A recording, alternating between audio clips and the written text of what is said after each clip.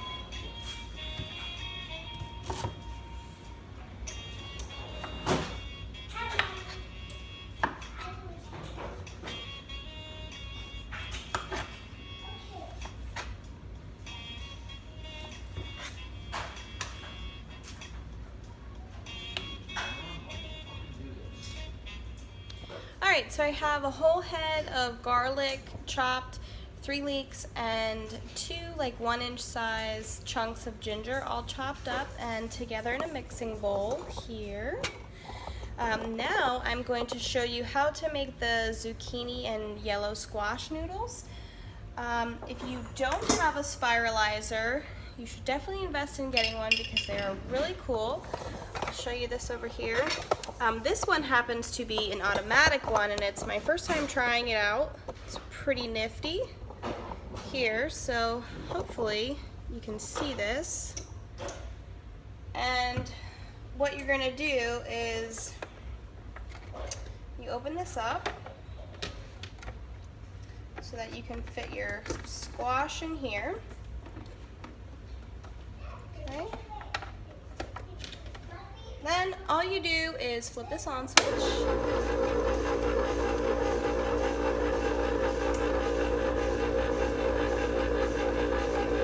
And it's starting to spiralize. And I'll bring this over here so you can see. Where are we at? Over here. Pretty neat. Is the finished spiralized zucchini and yellow squash. So this here is 2 zucchinis and 1 yellow squash. Alright, so I'm going to take about 1/3 of this mixture here of the leeks, the ginger, and the garlic and add it to my zucchini noodles. I also have a tablespoon of coconut oil in the pan. This here is homemade bone broth that I made. This is a 1/4 cup of that. You can use chicken stock or your own homemade bone broth to add to that. And then I'm just gonna turn this on medium heat, and we're gonna start to let that cook down. So now it's time to make our meatballs. Here is the mixer. I'm gonna show you how to make those. So first I'm gonna add in 2 pounds of ground bison. The reason why I'm using bison is because personally I feel like I digest this a lot better. It's a lot leaner than ground beef.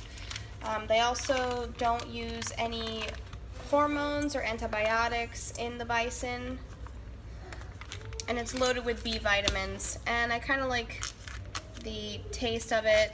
Just ate ground beef for many years, and this is a nice change, so that's just why I'm using bison. You can use ground beef. Obviously grass-fed organic, if you can, is best. You're gonna have the best flavor with that too.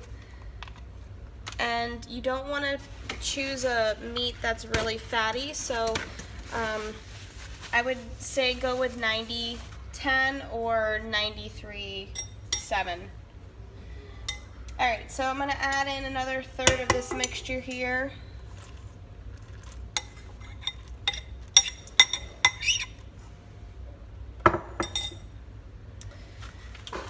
This is my homemade bone broth. I'm going to do 2 tablespoons of this, and that's just going to help to keep it from drying out. Okay, and then for seasonings, I don't want that one. I'm going to do some salt.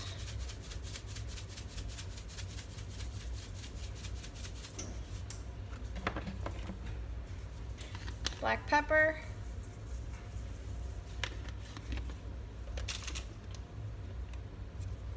Some oregano.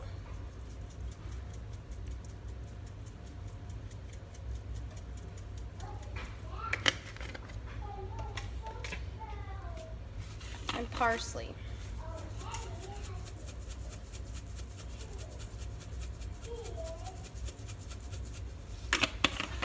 You could also do an Italian seasoning if you like. That would taste really good too. This is the or I believe it's the meat hook attachment for the KitchenAid. So I'm just putting that on there, and we're gonna blend that together. You can also do the good old-fashioned way of just balling it up into meatballs with your hands.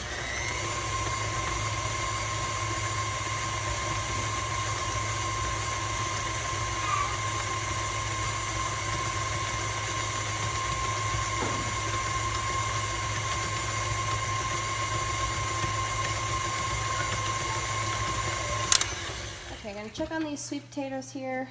I think they are about done. Yep, those are done. What you're looking for is for it to just start to brown a little bit. Can't talk here. So those look good there. I'm just going to set them to the side. Alright, so I got my pan heating up. I'm just going to start rolling these into meatballs. We're going to brown them in the pan, and then we're going to bake them in the oven after that.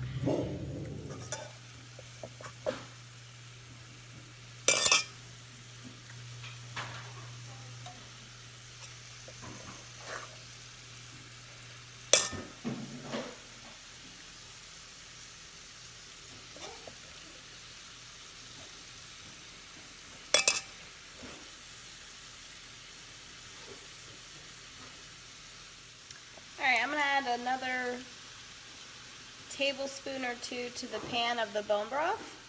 We'll do 2 tablespoons here, just to help give it some flavor and, again, keep them from drying out. The zucchini noodles over here are doing pretty good. You can boil these if you prefer. I like to do them in the pan because it keeps them al dente, keeps them from getting really soggy.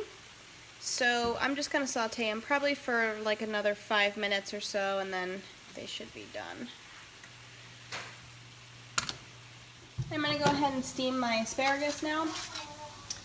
This is my steam oven here if you missed the last video. This is awesome. It does a steam bake, so it helps to preserve the nutrients of whatever food you're cooking in it. If you don't have a steam oven, you can just use one of those little steamer baskets, or you can even use your rice cooker. If you have one of those, you can just put the vegetables on top in that little basket and then steam it there. So here I have it set to steam bake 250 degrees for 10 minutes. And as these brown, you just want to rotate them a little bit so we can get a nice browning on all sides.